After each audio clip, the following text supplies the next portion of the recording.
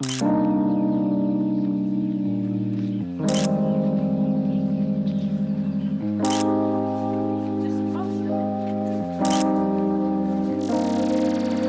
dad may have just given me one of the coolest gifts I've ever gotten without even knowing it. This is the Canon Powershot SD1000 that apparently he's just had lying around for years. And my first thought is, what can I shoot with it? This little camera was released in 2007 and it has a 7.1 megapixel CCD sensor.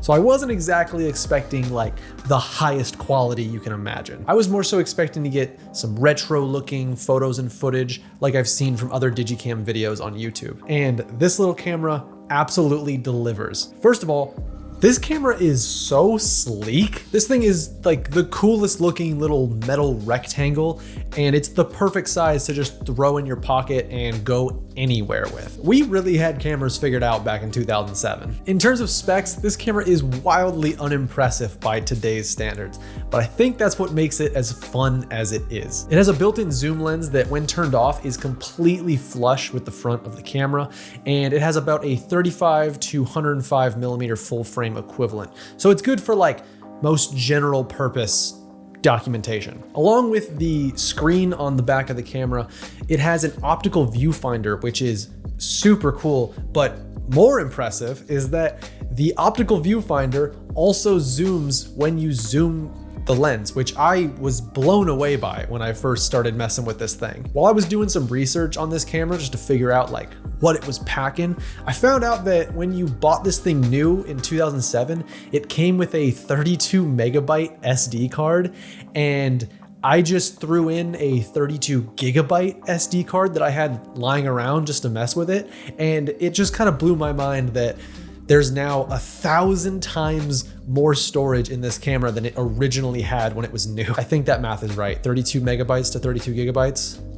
That should be, it's 1,000 times, right?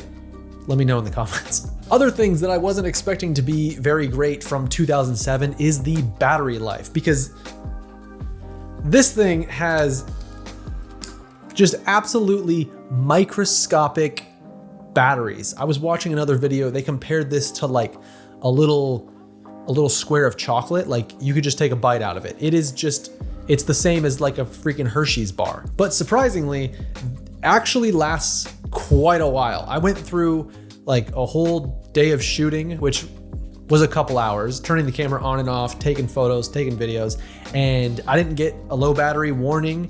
I didn't see a battery percentage anywhere on the camera, but it never said that it was getting close to dying. So you could actually get away with quite a bit from this little tiny battery. Even though you can't shoot RAW with this camera, the images that come out of it are actually surprisingly nice if you're careful with it. We'll get a little more into that later, but basically higher ISOs on this camera are a no-go. Halfway through my trip to the zoo, I realized that this camera has like picture profiles built in, which is really cool. And one of them is like a film style preset, and paired with the CCD sensor that is in this camera, it was actually super fun to use. I think a lot of people will see the 7.1 megapixels that's printed on the front of this camera and kind of write it off because, hey, your iPhone has at least 12 now, and this entire camera only has 7.1, but that is plenty for posting on Instagram because 7.1 megapixels is still like 3,000 wide at its longest, and you can't even upload that to Instagram. This camera also has a flash built in, and it is great for those retro looking for forward flash photos. The dynamic range of this camera is definitely pretty limited. I mean, it is a CCD sensor from like 15 or 16 years ago, which is to be expected. But if you use the exposure compensation in the camera and try to preserve the highlights, you can actually get some fantastic looking images. The one worst thing about this camera for photos is the high ISO performance, because it is awful.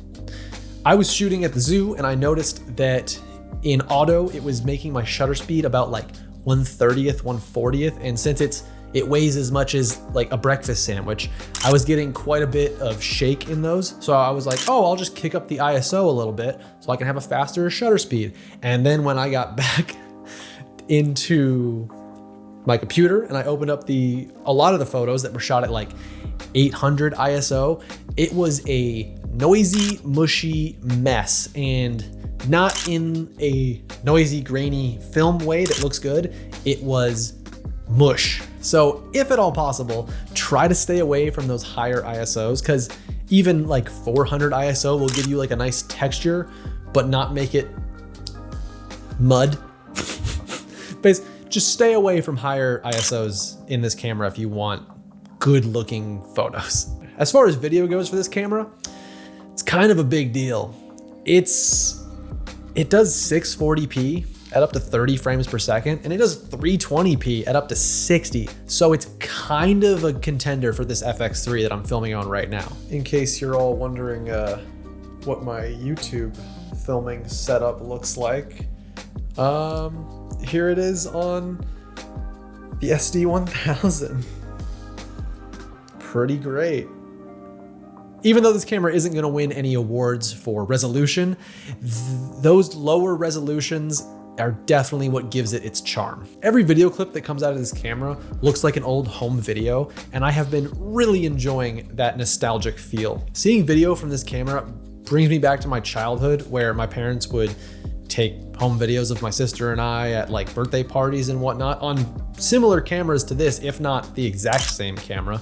And it's just really cool. One thing did annoy me a little bit when filming video with this camera, and that is that when you start recording, you can no longer use the optical zoom in this camera. It will only resort to digital zoom, and kind of annoying. Why put an optical zoom lens on your camera if in video all you can do is digitally zoom into your image? I assume that it does this because this camera is 16 years old and has very limited processing power. So to try and record video while also having enough power for the motors to move backwards and forwards and focus probably wasn't a thing. So I'll give it a little bit of leeway, but that was kind of a bummer, to be honest. When I started to research this camera, I thought it was gonna be like $20 to $40 since it's a 16-year-old pocket camera.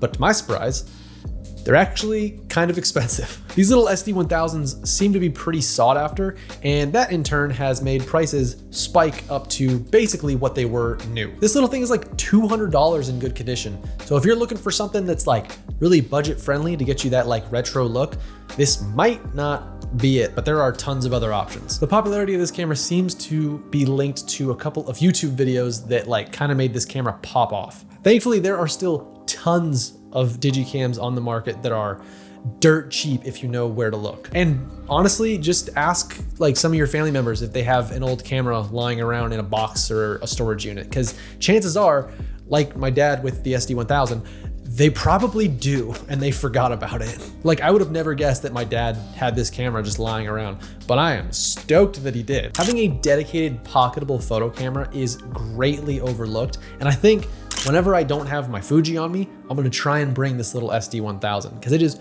way more fun than just standard iPhone photos that never see the light of day. Whereas with this camera, I actually want to like share them and send them to people. It's just more fun. So what do you think about digicams in 2023? And which ones are you using? I would actually love to know that, so please leave that down in the comments. Anyway, that is gonna do it for today's video. If you enjoyed it, please consider liking and subscribing. It really does help this channel out. And I'll see you in the next one.